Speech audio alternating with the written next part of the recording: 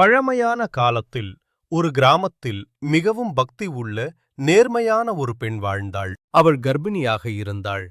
கிராமத்தில் சில தீய மனம் கொண்டவர்கள் அவளை குற்றம் சாட்டி துன்புறுத்தினர். அவள் எதையும் பேசாமல் தன் நிரபராத தன்மையை தெய்வத்தின் முன் ஒப்படைத்தாள்.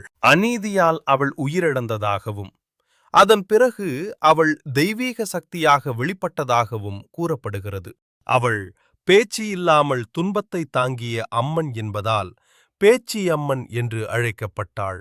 குழந்தைகளை காக்கும் தாய் தெய்வமாக கருதப்படுகிறார். கர்ப்பிணி பெண்களை பாதுகாக்கும் அம்மன் கிராமத்தை நோய், தீய சக்தி முதலியவைகளிலிருந்து காக்கும் காவல் தெய்வம். அவருக்கு முன் நேர்மையாக வேண்டினால் குடும்ப அமைதி, குழந்தை பிறப்பு, உடல் நலம், மன அமைதி இவை கிடைக்கும் என்று பக்தர்கள் நம்புகின்றனர்.